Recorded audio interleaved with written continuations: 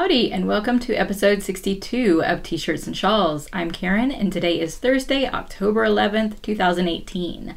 It kind of feels like it hasn't been very long since I recorded, since there was a delay in the previous episode, but I decided to go ahead and record today because I do have some things I want to share with you guys, but also because I want to just get back on my normal schedule. So with that in mind, we will jump in and get started.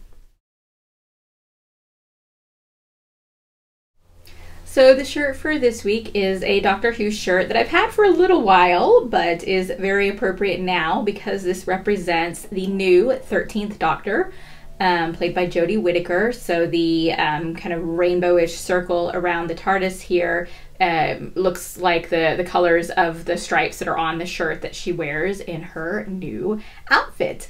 And then I really like this because it looks like there are, little representations of some of the other Doctors that are kind of looking down at the new Doctor and kind of imagining, what is this new Doctor going to be like? So up here, you've got the 3D glasses representing the 10th Doctor and a little red hat for the 11th Doctor. There's the big scarf and the little other representations. Anyway, I will post this in the show notes so you can get a better look at some of the details on this shirt. But I wanted to talk a little bit, since now the first episode with the new Doctor has aired. I wanted to share some of my thoughts about it. And I'm trying to keep it as spoiler-free as possible because I know that it hasn't even been a full week since the episode has aired yet, and perhaps not everyone who is interested in watching it has had a chance. But I will say there is one thing that I want to talk about that is does contain some spoilers. I'm going to try to keep that to a minimum as far as the specific details, but it's kind of a topic or a theme that I want to talk about, and so I have to mention a little bit about some of the things that happen. So if you have not watched it and you want to stay completely spoiler-free, then go ahead and skip to the next section of this episode, and then after you've watched the episode, come back and watch this part again. So Wally is making his usual appearance here. Anyway, okay, so overall, first of all, I am someone who is very excited by the announcement of the Doctor. Not necessarily that that this is a woman, a female Doctor, which we haven't had before, but which has been set up that there is no reason why the Doctor would not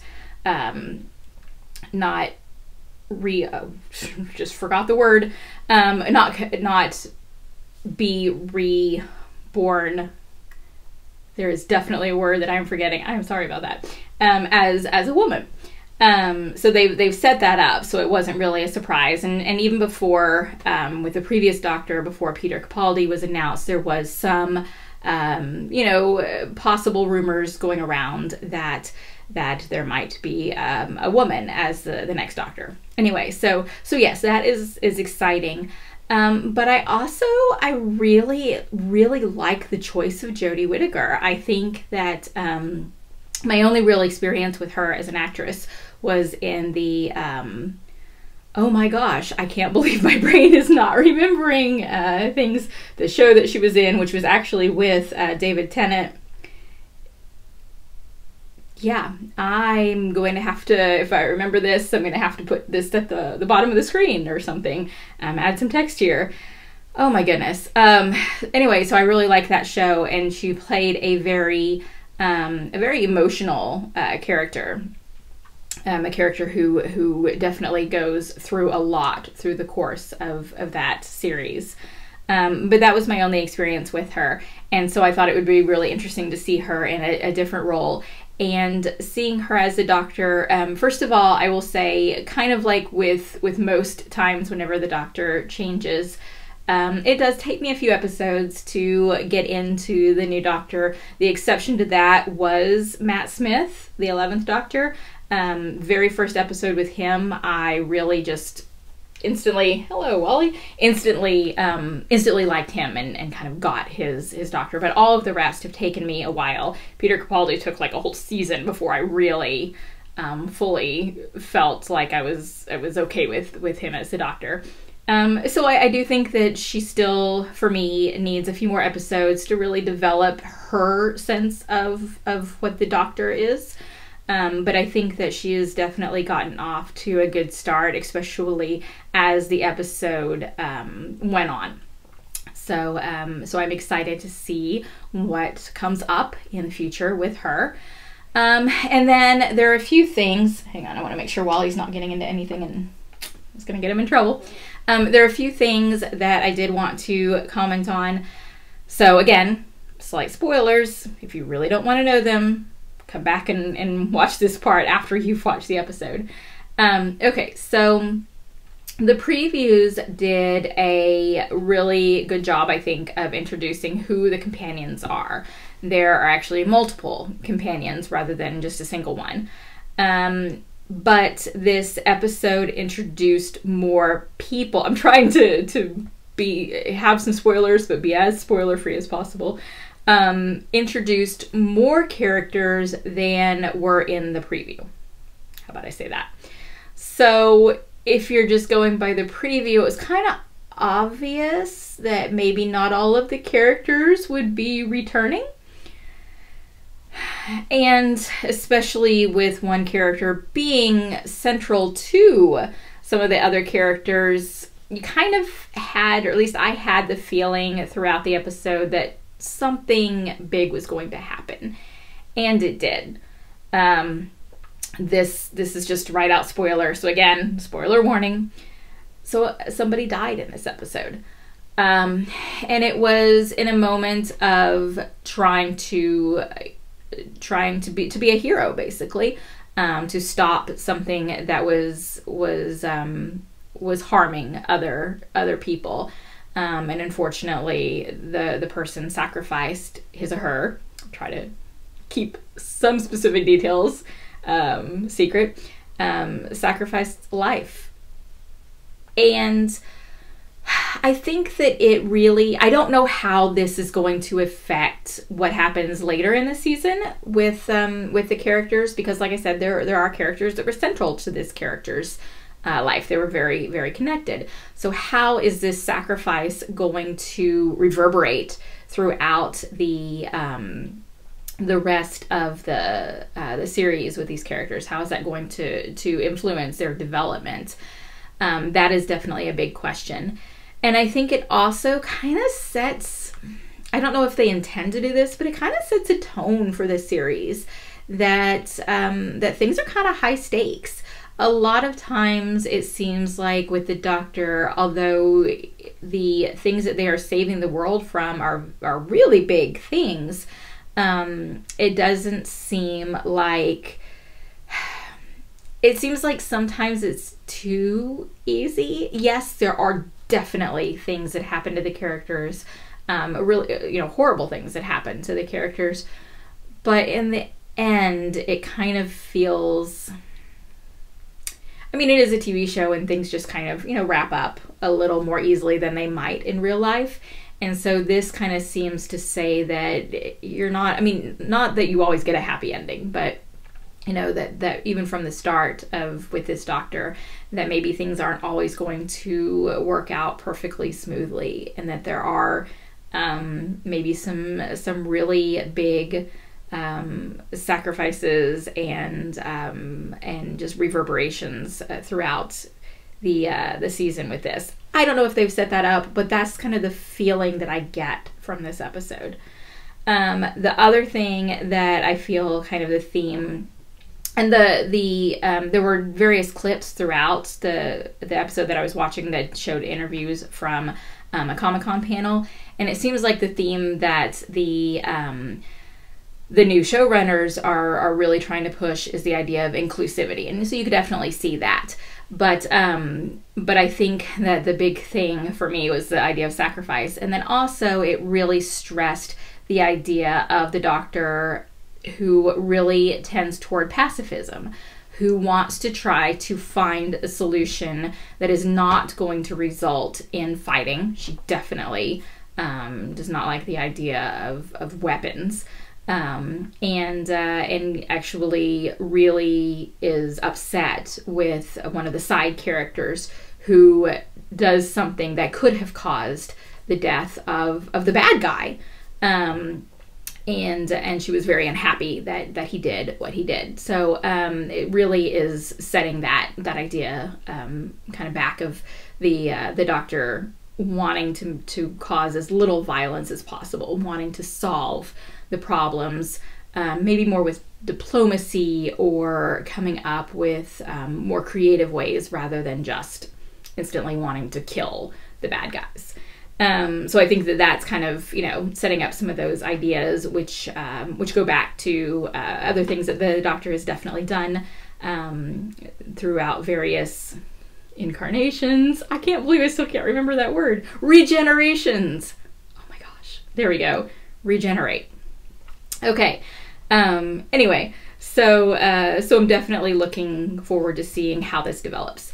I do feel that with this first episode that in some ways they tried to introduce too many people all at once. There were multiple companions, and we got not like huge backstories on all of them, but we definitely got a lot of details on all of them. And sometimes, and then, we've got the new Doctor that we're also learning about. And sometimes it felt like there was maybe a little too much going on with trying to develop all the characters at once.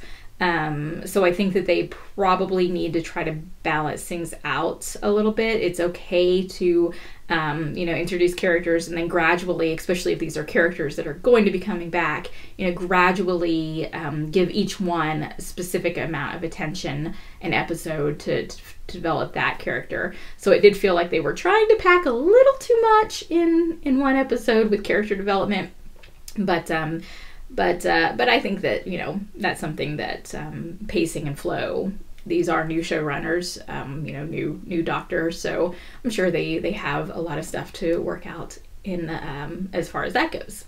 Anyway, so all that being said, I am excited about this new Doctor and seeing where it goes from here. So last time when I recorded, I had a whole bunch of projects that I showed you guys for what I'm knitting because I had worked just a little bit on each project. And this time I did just the opposite. I focused on 2 projects and haven't worked on anything else. So those 2 projects are my usual vanilla sock that I usually always have one on the needles. So this yarn is from Mustache Yarns in the Jedi Mind Trick colorway. This is the Luke, and then the other half skein is Anakin. So you can see the red in there for Anakin. And I feel like this one's going pretty fast. I'm really excited to work on this one. I am over halfway through the foot, so I love how it's turning out. When I got to the heel, I really debated whether to do something different for the heel, to either go to the other end of the yarn ball or something, so that way I would keep the color progression in the main part of the sock. But I just decided to go for it and see what happens, and I'm really glad I did because I like the way it turned out, where the 2 gray stripes actually kind of look pretty good together. They look pretty balanced. And yes, it does repeat the green stripe and the green stripe, but I'm okay with that, especially because I think what's going to happen, so I've got the blue stripe here, I will probably definitely have another green stripe, and I don't know if by the end of the toe I will get back to the blue, maybe, but I'm really hoping the end of the toe ends on the gray after the green stripe, because then everything would be really balanced, and I like that idea. So we'll see. I mean, I will knit it to fit, not necessarily based upon the colors. So we'll see what happens fitting my foot if that works out with the colors. But I'm really hopeful that it will work out that way. We'll see. So I've got that on the needles. And then the other thing, I really started feeling like, it's been a while since I've finished a project. I mean, granted, I did finish the Molly socks that I was knitting from the Brazen Stitchery yarn, but I really felt like I needed to finish something. So I picked a project and I decided this is the project I am going to focus on and I am going to finish it. And I mostly finished it this morning.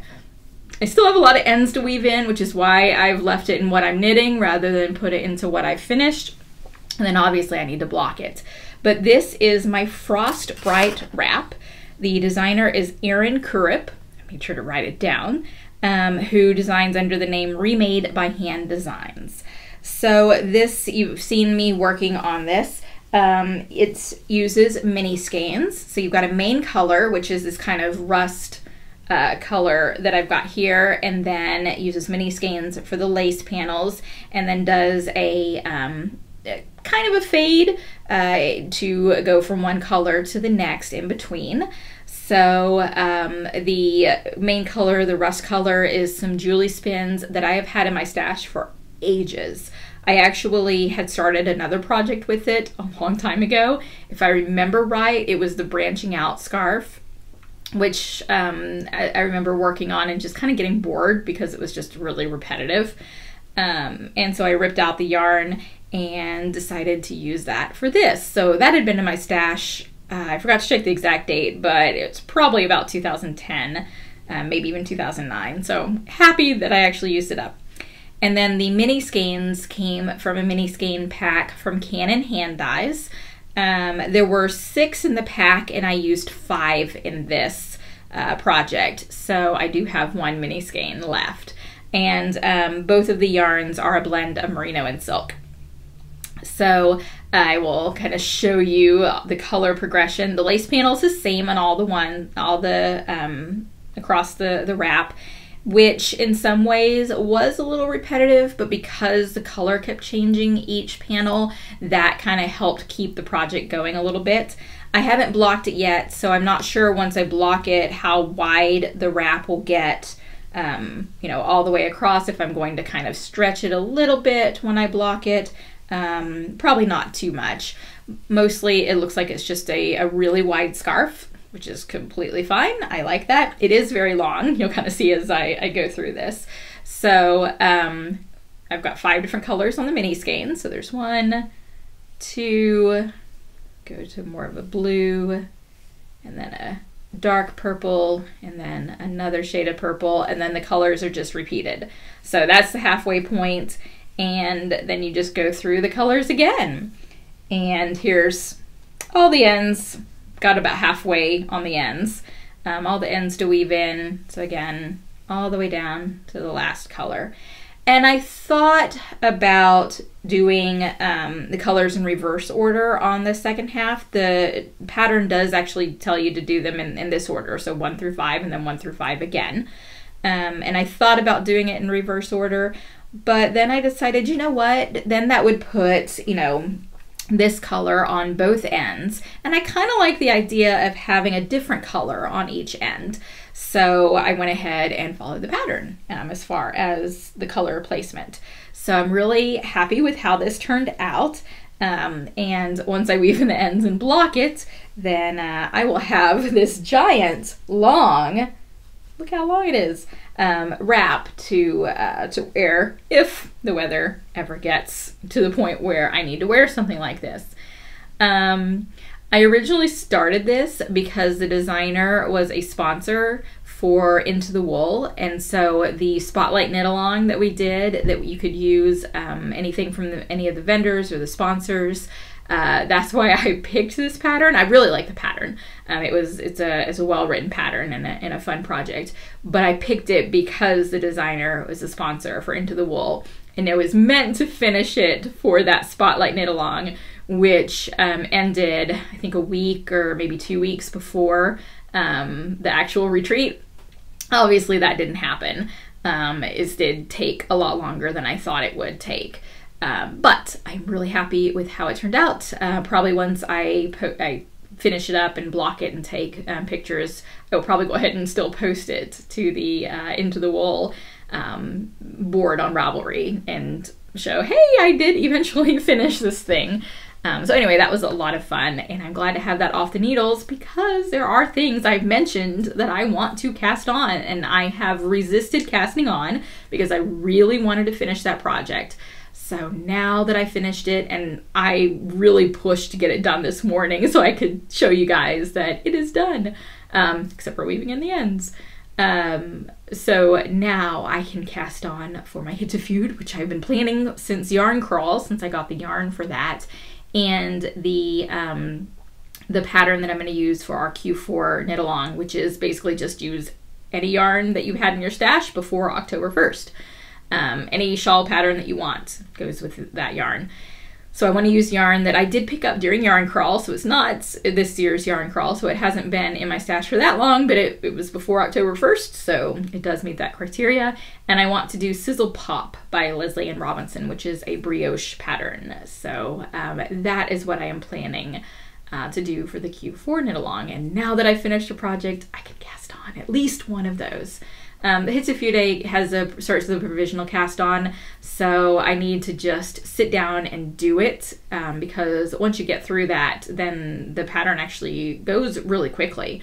But that provisional cast on, you know, it's a little tedious, but I've got some ideas for ways to go to make it work a little faster. So we'll see how that goes. But anyway, that's what I plan to do either later today or tomorrow. Pick one of those two projects, wind up the yarn. I probably should wind the yarn for both of them, so that way I'll be ready to go, and cast on for at least one of them. And hopefully it means in 2 weeks I will have other projects to share with you, including the new ones. So some of the reason that I had only worked on those two projects since the last time I recorded is because I got a new piece of equipment. I would say toy, but it is way more than a toy. I bought a circular sock machine. So this is something that has kind of been in the back of my head for a while. I have a friend who had one. And then she never really had the time to learn how to use it, and she eventually sold it, and she's kind of regretted selling it. So it's kind of been in the back of my mind as something that I might be interested in doing someday, especially thinking about doing sample socks for the self-striping yarn. And I've kind of, poked around a little bit to see what's available out there. As far as both either a new machine or an antique machine, and getting to know some things. There are several forums on Ravelry that are about circular sock machines, and so like I said, it's been in the back of my mind. While I was at Into the Wool, there was someone there who had brought her circular sock machine, and I didn't actually go see it, but what she does is if you give her a skein of yarn, she will crank out a long tube for you, and then you can add your own, separate the tube wherever you want to for your socks, and then add your heels and your toes. So do afterthought heels, and then add in the toes, and then like ribbing on the cuff if that's what you want. Anyway, so that just kind of brought the idea of the circular sock machine forward again. And once I got home from the retreat, I started poking around the Ravelry forums a little bit, and I noticed someone who was selling an antique circular sock machine. I'm not sure how it's pronounced. It's Legare, Legare. That's the name of the brand of the machine. And so somebody who was selling one that was in good condition, because she had actually been using it for several years herself. And had, made sure that it was in good working order.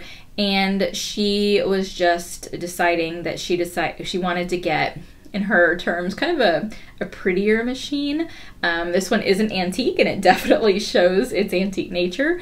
So there was nothing wrong with the machine itself. She was just, upgrading is not quite the right word, but moving to a different machine, I guess I should say. And so she was looking to sell this one.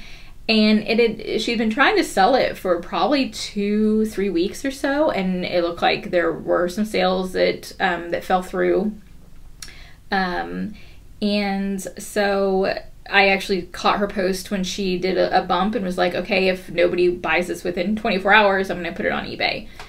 And I was like, something's just telling me that this is it. This is my machine. This is the one I should buy. So I went ahead and contacted her, asked her some more questions about it, and ultimately decided, yes, this was the machine I wanted to buy, and sent her money. She sent me the machine. It is extremely heavy, and has lots of, I would say delicate parts, but I mean, the thing is like really well made. But yes, there are delicate parts. And she packed it so well, and it arrived in excellent condition. I will move the camera over and show it to you in just a little bit. but I'm really excited by it. It has a learning curve for sure. Even just doing a tube definitely has a learning curve. So this was, I started different kind of practice swatches and then frogged them because they didn't turn out the way I wanted to. And this is one that actually turned out halfway decent in places and not decent at all in other places. So I didn't frog this one, I kept it. But basically you can see that I had a few issues with drop stitches and other types of things going on there. Definitely does not look very good, but I gradually got better. So there's both sides. So the other side, and then gradually got better. So as I moved along in this one, things actually turned out not so bad with the drop stitches. I learned how to pick up drop stitches so that once they dropped, I didn't have to just leave them. So, you know, seemed like I was getting the hang of it. And then I tried a few other times and just made this huge mess. I learned a lot about how much weight needs to be on the tube to pull it down. A lot more than I thought, and once I figured that out, things got a little bit easier. If you follow me on Instagram, I've actually been posting on Instagram stories about kind of my adventures in the circular sock machine. So Instagram stories only last for 24 hours, so if you haven't been watching, you've probably missed some of them. I did include one of them in my highlights, so if you check my Instagram profile and look at the highlights, there is one video that I did moved there, so that way it wouldn't disappear completely. But I'm planning on continuing in Instagram stories to show my adventures of the circular sock machine. So if you're interested in that, definitely go follow me on Instagram. I am Karen Dawn Knits, all one word, Karen Dawn Knits. Anyway, so I kept practicing and ta-da! Here is a little sample swatch that I did a pretty good job of. And this is one that I still need to take off, the sock bonnet. I will talk about that in a minute. But this is one that I feel kind of proud of, that I fixed all the drop stitches that happened. So I'm really happy with how that turned out. So I will show you the sock machine in just a minute, but since I have not yet disconnected this from the sock bonnet, probably it would have been easier if I had done that before I started recording. But basically this sock bonnet looks like almost the toe of a sock, and it has all of these little loops. So once I disconnect it from the waste yarn, the loops will be open and available again. So basically what you do is you use this as your starter in the circular sewing machine. So I put each loop on every other needle.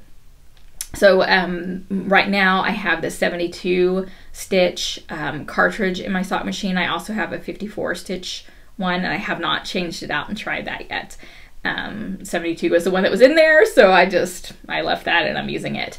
So every other needle gets one of these little loops, and then that is how you get started. There are other ways to get started on the sock machine, but this seemed to be one of the easiest ways, using the sock bonnet, and the person that I bought the machine from included this in there, so I thought definitely gonna make use of that. But I need to go ahead and do the finishing work on this, get the waste yarn off the sock bonnet so I can reuse it and try again and hopefully get a good result. And eventually I will move into learning how to do heels and toes, because you don't have to just do a tube. You can actually do some shaping on the sock machine. So eventually I will learn that, but for right now, I'm still getting used to just making a tube, fixing drop stitches, making sure everything gets going okay. So that's what I'm still currently working on. But eventually I do want to get to the point where I could do an entire sock on the circular sock machine. But I will go ahead and move the camera over to where the circular sock machine is and show you what it looks like. So this is the circular sock machine. It is extremely heavy, so I had to mount it to this little table and then put a lot of weight on the back end of the table so that way it wouldn't tip over. If I take that weight off the back end, it will totally tip over, so I have to be careful about that. But these are the little needles that go around. This one, there are 72 of them, and they are latch hooks. So as the sock machine cranks around, the needles go up and down, and I'll crank it in just a minute and show you that. The needles go up and down, and the yarn, basically the latch hook is used to keep the yarn, the stitch that needs to stay on the needle, and then letting the stitch that was previously on the needle, pass over, so it can go down into the tube. It uses kind of that technology. So some of the problems that I've had is sometimes the latch hook itself doesn't function properly. It doesn't. It stays closed. It doesn't open back up. So I'm having to watch for things like that. And then basically it comes out the bottom here. So you put the weights on the bottom, and the weights. So I don't want to unbalance the table. Okay. So the weights. There's a giant stack of weights, which I can add and remove. And like I said, I learned that you actually need quite a few weights there to get the right kind of tension to be able to pull down on the on that tube that's coming out of the bottom. So anyway, let me show you what happens. Make sure things are in good working order. When you turn the crank, see how the needles are going up and down, and I've got this spot back here that wants to hang up, so I need to figure out maintenance and exactly what I need to do on these. But you just turn the crank, and I need to also get a sturdier table. I think it's also possibly just where the crank is, that it's at the top here, and it takes a little bit more to turn it. But you can hear this nice sound, and there's some latches that aren't going down fully. This nice sound that it makes, except for when it gets caught, of course. Okay, so I want to make sure that I'm not forcing it. Okay, there we go. So that's how it works. And you just kind of keep doing that, and I'm watching the sock or the tube, whatever you're creating, form. And so this is a 72 slot cylinder, so 72 stitches, and then I have a 54 slot cylinder. And I don't yet know how to change those out. I also have what's called a ribber dial that will allow you, so this just does stockinette. When you add the ribber dial to it and you add the other needles that go with that, you can do ribbing. So eventually I will also learn that, but I'm not quite there yet. So I've got a lot of things going on with Roundtable Yarns. The first thing I want to do is remind you about the We Knit in Texas fundraiser that is raising money toward the Unite for Bleeding Disorders walk, which is basically for especially kids who have hemophilia and other related bleeding disorders.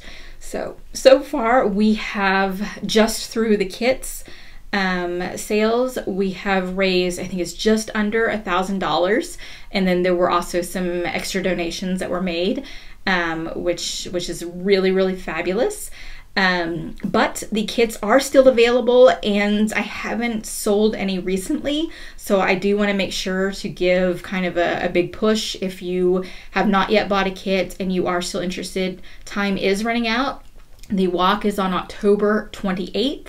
So this is 2018, so October 28th, and to be able to get the donations in before the walk, the kit sales will end on October 25th. So that is a Thursday. Actually, that is the next time we're recording. So 2 weeks from today. We've got 2 weeks left to order the kits. So the kit, you will get one skein of a new worsted weight base. It is 100% superwash merino. But it is different from my Lancelot base. It is called Gareth, and I picked that name because Gareth is the knight who is, Lancelot is his role model. He looks up to Lancelot, so I thought doing another worsted weight base and naming it Gareth would be really fun. And it is We Knit in Texas, a cowl, And the pattern for the knits and pearls says, "We knit in Texas, y'all," in binary. So it's super cool. And you can decide if you prefer your cowl in red, white, or blue.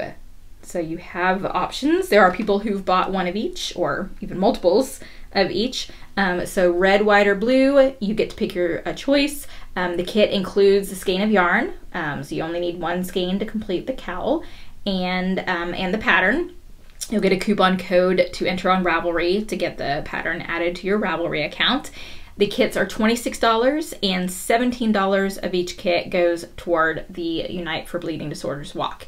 So I'm so excited by the response that we've had, but I do want to make sure in this last 2 weeks that we give kind of a final push, and if anyone has not yet bought a kit that wants one, definitely make sure to do that right away. So the next thing that I wanted to talk about is my next event, which is the East Texas Fiber Festival. This is in Lindale, Texas, which for me is roughly 2 hours east of where I live. So it is a Friday and Saturday. I forgot, let me look at my little calendar. The 9th and 10th of November.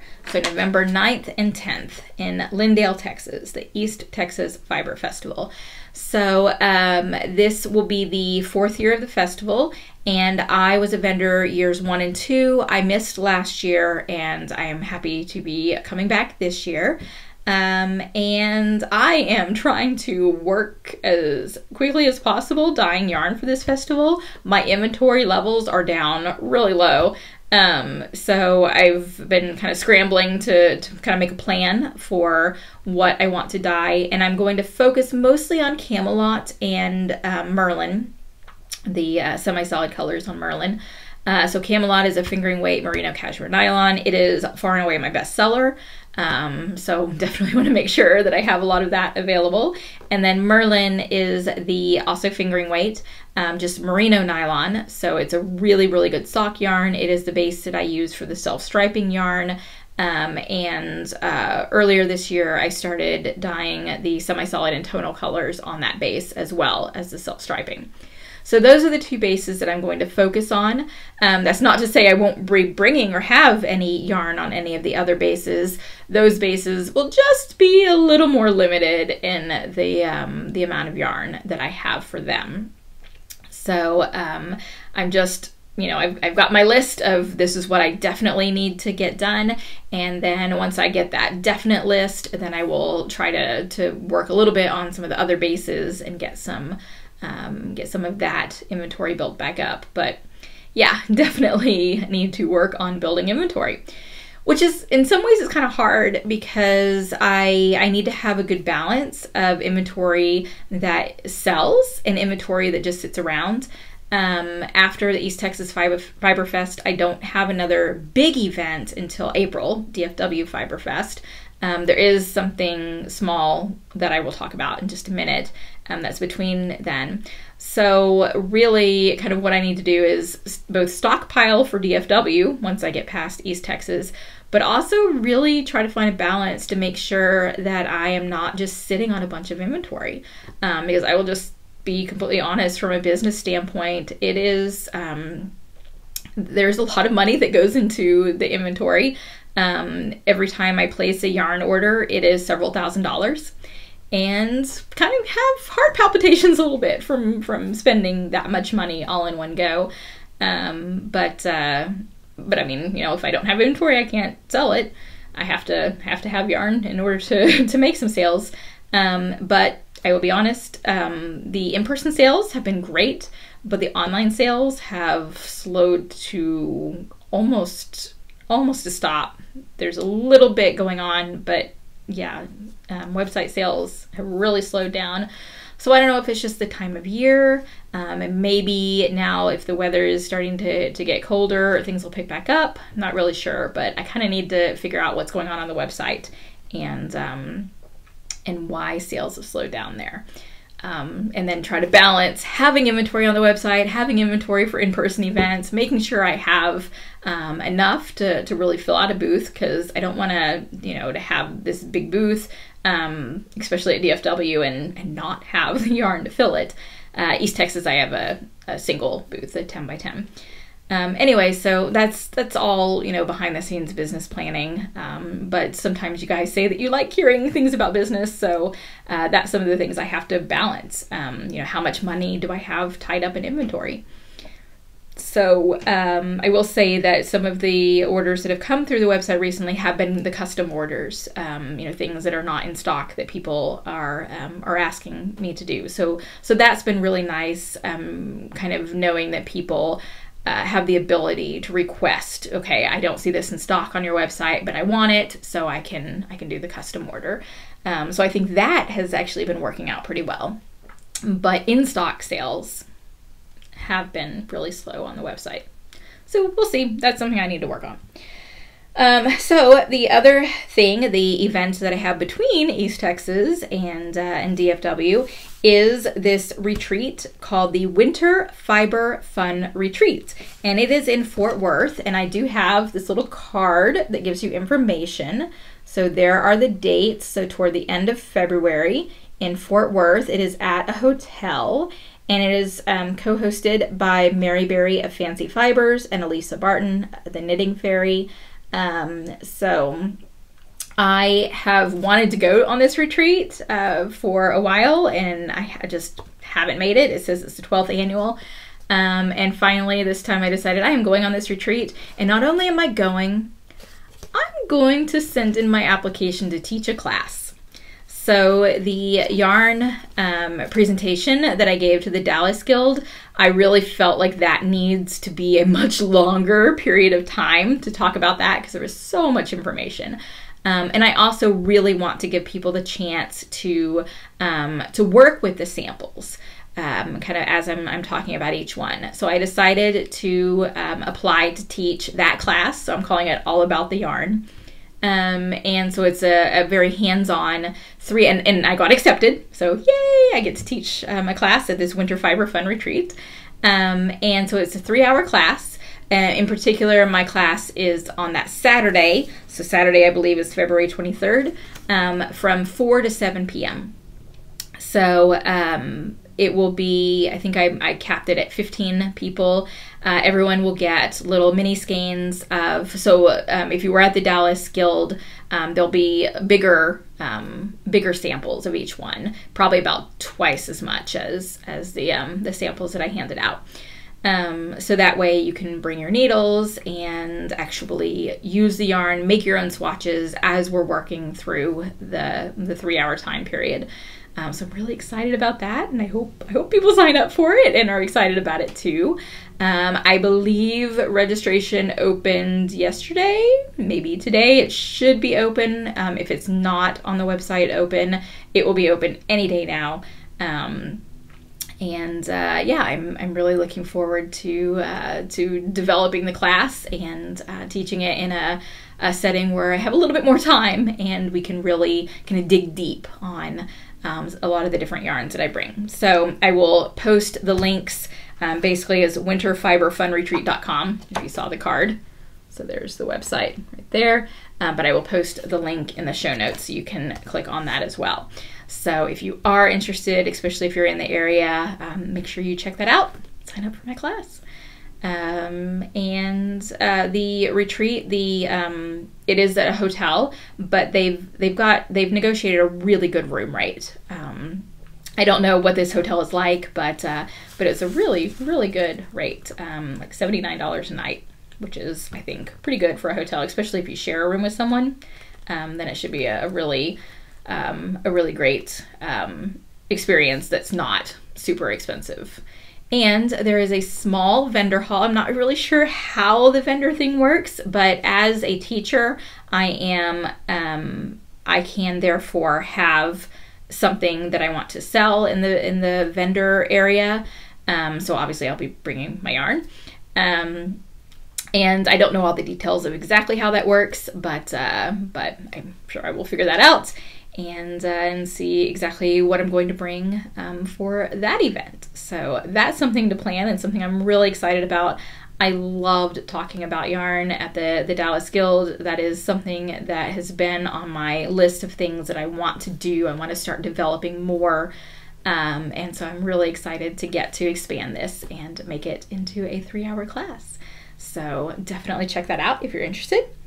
And then another thing is that when I was at the Into the Wool Fiber Retreat, I met Trish, who lives in California, and she is opening a new shop about mid-November called Threads Entwined, and it will be a yarn shop as well as a shop for cross stitch. And there's one other related craft that she mentioned. I don't know if it's sewing. It might be sewing, maybe embroidery. Anyway, so it's a yarn shop, but also has other crafts that are included with it. And she wants to focus on carrying hand-dyed yarns. So that seems to be kind of the niche that she wants the yarn part of her store to have.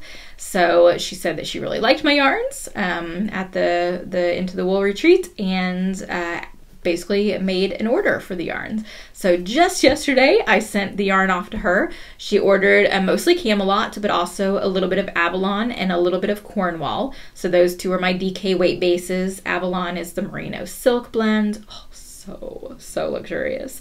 And Cornwall is my BFL, Blue Face Leicester. I love BFL, which is a fabulous sweater yarn. Cornwall, so good in sweaters. Anyway, so she ordered a few bases, and I don't know the exact opening date, but she did say mid-November, and she does have a website, threadsentwined.com. I will include that in the show notes. She also started an Instagram account, I think also Threads Entwined. So she's been posting, little teaser updates. So especially if you are in California, and I forgot, Windsor, California. I have no idea where that is. I should look that up on a map. But maybe if you're in California, you can go look that up and see where in California that is. And if that is near you, then you should definitely check out her shop when it opens. I would love to hear about it and see what the actual experience is like. I'll just be following her on Instagram and getting pictures that way. So that's a lot of the stuff, the upcoming that I'm working on. I do have a couple of things that I wanted to share with you guys that are going to be affecting the fiber industry that I really think that you need to be aware of. Unfortunately, I think it's going to affect it negatively, so that's why I definitely want to share this with you guys. So I had all the happy, hey, I'm doing all this stuff, and then here's kind of some of the downside.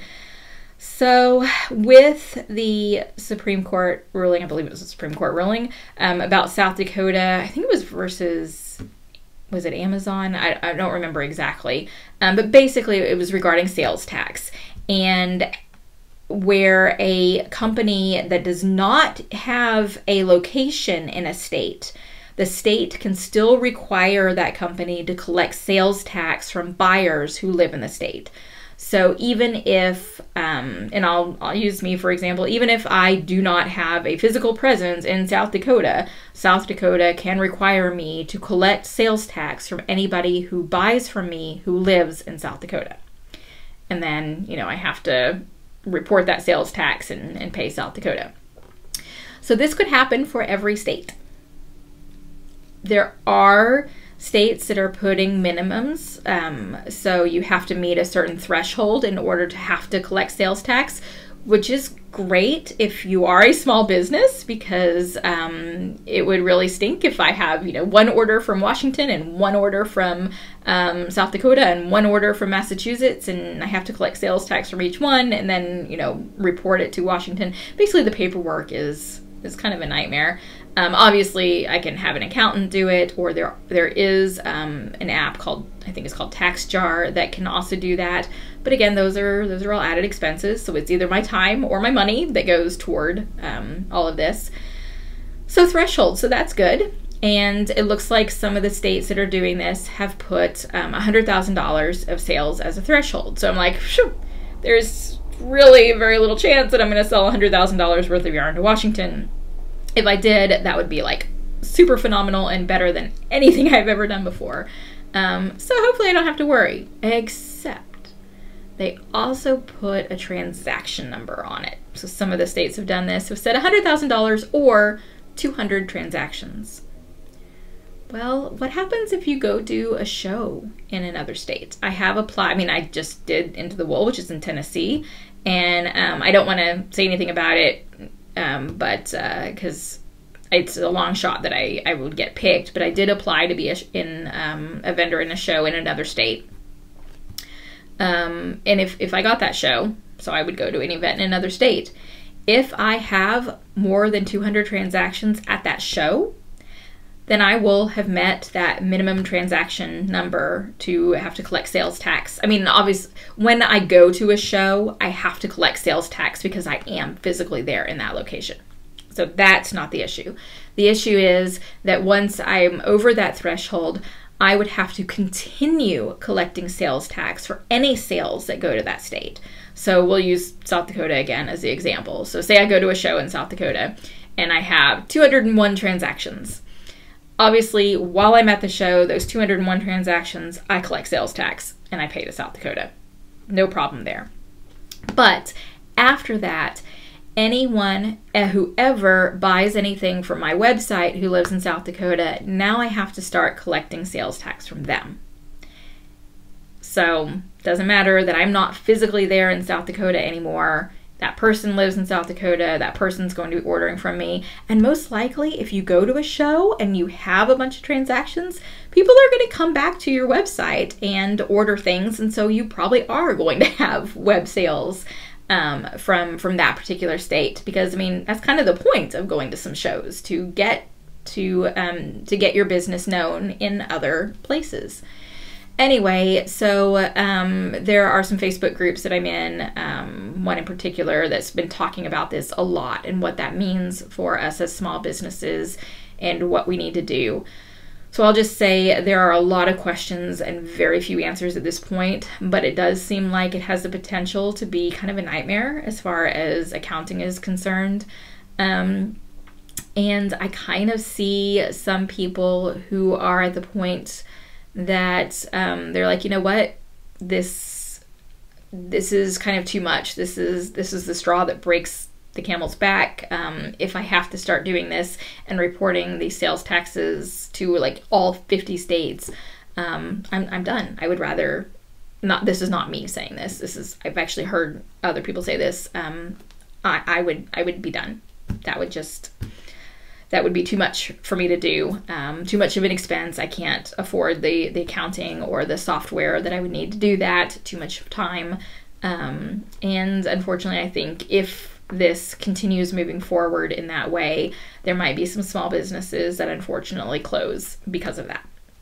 So I did want you to be aware of that. I also wanted you to be aware of if there are companies where who do not have a physical location in your state and you've never paid sales tax and online orders from them before, and suddenly you are being asked to pay sales tax, this is the reason why. So I do want to give you a heads up in case that does happen to you. So there's that downer.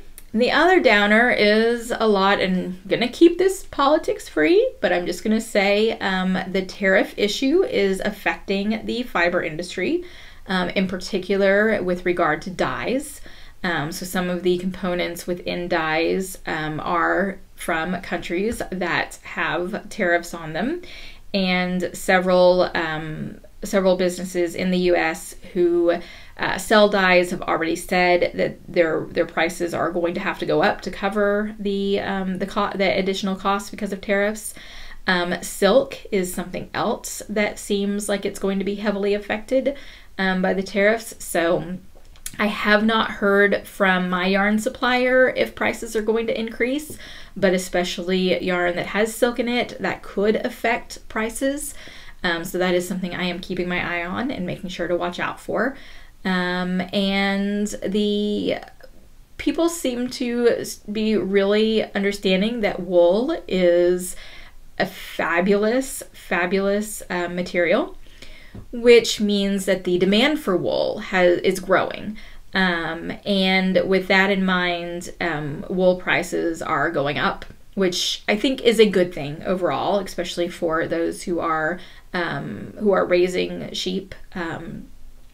Wool prices sometimes have been so low that it actually is more cost effective to not sell the fleece, just to compost it basically, because it really wasn't worth trying to sell. It would actually cost more to like transport than it would. So seeing wool prices go up is overall, I think, a good thing, but that is going to filter down to yarn. And so again, my supplier has not stated that there are going to be price increases coming up, but that might just not have been announced yet.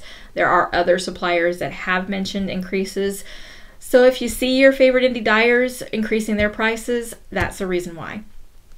That our supplies, our dyes, and our yarn and our fiber prices are increasing.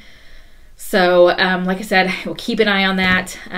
Try to keep the prices, at the point where they are, and only increase them if I absolutely have to. But, I'm not working on very big margins right now. I'll just be completely honest. Each skein of yarn, I don't make I don't have a huge profit margin.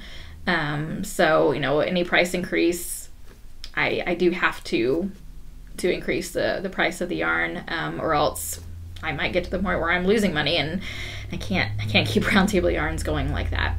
So anyway, I don't want to be like a complete downer, but I will say this is probably a good point where it is a good idea to stash. So possibly before some of these price increases come in, if you've had your eye on some things, and I'm not just talking about Round Table Yarns, I'm talking about any yarn, whether it be another indie dyer or at your yarn shop, now might be a time to make sure you've got I know a lot of us have good stashes, but make sure that you've got a good stash that might sustain you if prices do increase, because there's the potential that they could increase quite a bit. Hopefully not, but there's that potential. And I do want to let you know that and give you a heads up on that. But with that in mind, right now, Round Table Yarns is not increasing prices. We'll see. Like I said, I will keep you updated. I'm not sure yet whether the dyes I use are increasing. I need to, January 1st is kind of when that goes into effect. So I will, or maybe it's actually already in effect. It was, January 1st is the date for something. Maybe it's not the price increases. But I've been kind of checking my dye levels to see if there are things that I need to reorder. Anyway, so I'm trying to keep on top of this and on top of the sales tax issue, and if there are any developments that I think would be important for you guys to know, I will let you know about them, and just to have a little bit of politics into it.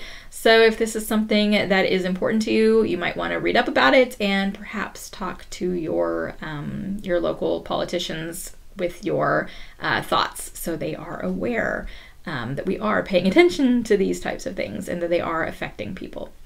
Okay, so with that in mind, I think I'm done for the Round Table Yarns news.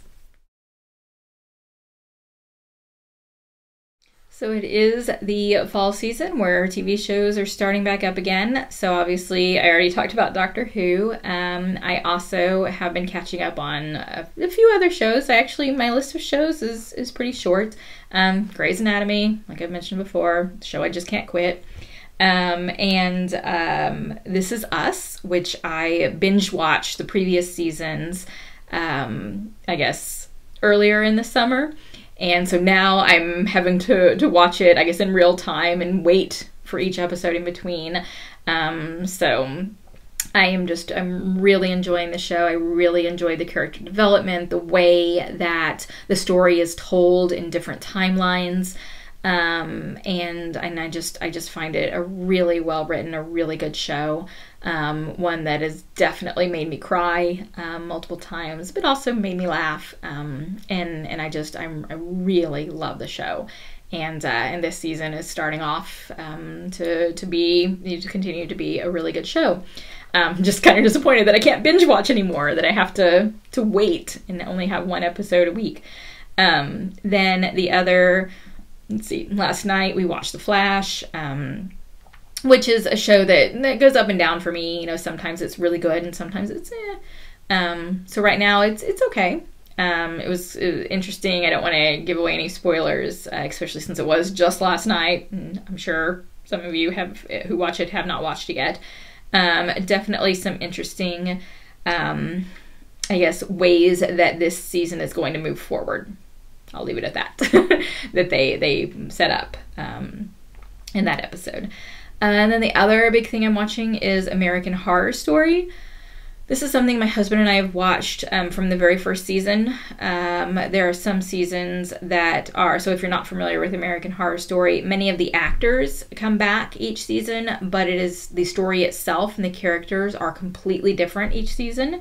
It's almost like a mini-series type of thing with each season, but there are definitely suggestions, or had been in the past, that sometimes the seasons were connected, the stories were connected, and this season in particular, they are really making the connections very clear. It's not just little teasers here and there. This is very overtly, this is, you know, this season and this season and this season are coming back and connecting. So it is really interesting from that point of view to see all of those older stories kind of returning and connecting. But with each season being something completely different, there are some seasons that I definitely like more than others. And sometimes I don't. Enjoy is perhaps not the right word, but there are some parts where I think the show goes a little overboard. There are really some gruesome things, visuals that happen where I have to look away or close my eyes because it's just, for me, it is too much. And there are some stories that have gone in directions that I'm really not that interested in. But overall, I do think that it is an inventive show. The fact that it comes in and completely reinvents itself each season, I do like that. I like to give each season a chance and see what I think about it. This one, I'm still keeping an open mind. I haven't really decided how I feel about it besides the going back and connecting the other seasons. I'm not sure about the story itself, how I feel, so we're several episodes in. I'm still trying to figure that out. Anyway, so those are the things that I'm watching. I think Supernatural starts back up tonight, I think it is. So I'm looking forward to seeing what more they can do on Supernatural, because I don't know how they keep going with the stories and finding new stuff to do, but they do. So it is more back into the TV season, which is good because I like to knit while I'm watching TV. So that is really helpful. As far as what I'm reading in audiobooks, I am listening to Harry Potter, called A History of Magic. So apparently this month in the British Library, an expedition opened for Harry Potter called A History of Magic. And this is a book that kind of goes along with explaining a lot of the things that are in that expedition. Unfortunately, I don't think I'm going to get to go over there and see it. That trip is not planned. But if you are watching this and you are in the UK or you are taking a trip to London, check out the dates for when this exhibition is going to run. And if you like Harry Potter, it sounds like this would be really awesome. And what it does is it looks at kind of some of the historical types of things that are connected to Harry Potter. So definitely looking at past witchcraft and alchemy and other types of things like that. And the way the book is set up is each chapter is kind of titled as if it were a class at Hogwarts. So you've got the divination, the care of magical creatures, and obviously a defense against the dark arts. So each chapter is kind of focused on what you would find kind of in that class, and then it talks both about things that are in Harry Potter as well as things that are historical or sometimes also in literature. And so it's kind of a really fascinating book, and I really wish I could see the exhibition. but I am listening to the audiobook of that. So there is one main narrator, who's actually Natalie Dormer, and then she does a lot of interviews with other people, and you actually get to hear their voices, and they do, readings from the book, and so it's a really good audiobook that it's not just one person kind of reading out the book. It's definitely much more of a cast, I guess, especially with all the interviews. So I'm really enjoying listening to that. And then as far as what I'm reading, I am reading a series. I wrote this down. The Finishing School series by Gail Carriger. Not sure how to pronounce her last name. So a couple of episodes back in the discussion, Craft Mouse, Regina, mentioned this author, and I don't know if it was this series in particular, but definitely this author. And when I looked up the author, I realized that I had read the first book in this series, the Finishing School series, and I remember really enjoying it, but I wondered, why did I not finish reading it? So I went and looked back, because it was a Kindle purchase. I went and looked back at the date that I had purchased it on Amazon. And I think I remember reading it very shortly after I purchased it. Apparently when I got it, the first book was the only book in that series that was available. It was several years back. And so the next book in the series, I think it came out maybe a couple of months after I read it. But I guess I did not write it down, and I did not look up when the next book was coming out. And so that is why I did not continue this series. So I went ahead and reread the first book, which is called Etiquette and Espionage. And I finished reading that one a couple of days ago. Because it had been a few years and I kind of remembered the plot, but not fully, I wanted to reread it to really get all the details back in my head. So I enjoyed that. It's probably listed under young adult literature, but I think it's a really well-written story. And so I'm currently reading book 2. I'm getting toward the end of that one. It's called Curtsies and Conspiracies. I love the titles. And then the next two, and I don't remember which order they come in, but Waistcoats and Weaponry and Manners and Mutiny. And I'm going to show you the covers, because I think the covers are fabulous. But this is to show you all the covers. I just have my Kindle app open, so you're going to see covers of other books that I've got on here as well. But there at the top, you can see the first two, the Etiquette and Espionage and Curtsies and Conspiracies. And then down there, you've got the other two. So it's basically the idea of a Victorian finishing school. So you've got the that etiquette and that very specific demeanor that women are supposed to learn and to have. And so this is a finishing school that is supposed to teach girls how to be a proper lady. But this is an extra special finishing school. It is teaching these girls how to be basically spies, people who can potentially go in and poison people. I mean, it could be just gathering information. It could be actually doing much more sinister types of things. There is a boys' school, which is a school for evil geniuses.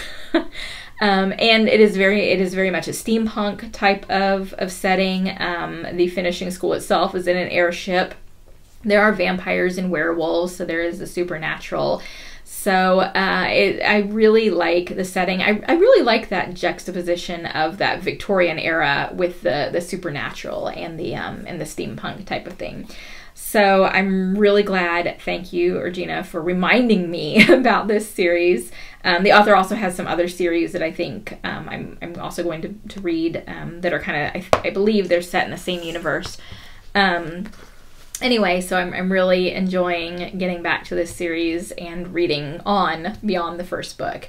So I definitely recommend this if that sounded at all interesting to you. These are fun books. Definitely check them out, and I will link to them in the show notes so that you can do that. And I think that's probably it for what I'm reading and watching. So that's it for this episode. Don't forget the fourth quarter knit along is going on. Any shawl pattern that you want, you just have to use yarn that was in your stash before October 1st. So you have 3 months this quarter, so October 1st to the end of December. So you've got plenty of time to get started and hopefully finish. I am going to cast on my Q4 shawl possibly today, definitely by the end of the weekend. And I'm looking forward to seeing what you guys are working on and what you're doing with yarn that is in your stash. Lots and lots of open ideas. I mean, any shawl patterns, so definitely exciting to see what you guys come up with. And as far as everything else, I thank you very much for watching. I really appreciate, I say this, but I really appreciate that you spend the time listening to me talk. But again, it's not just you listening to me. I want to hear from you guys. So go post comment over on YouTube or come join us in the Ravelry group, or do both. Get the discussion thread. If you ever have a specific question that you would like me to answer on an upcoming episode, don't forget about the questions for Karen thread. Make sure that you are coming over to the chat thread for the knit along or crochet along, and let us know what you're working on. And I look forward to hearing from you. That really is my favorite part of recording these episodes. So let's get the conversation going. So again, thanks so much for watching, and until next time, happy knitting!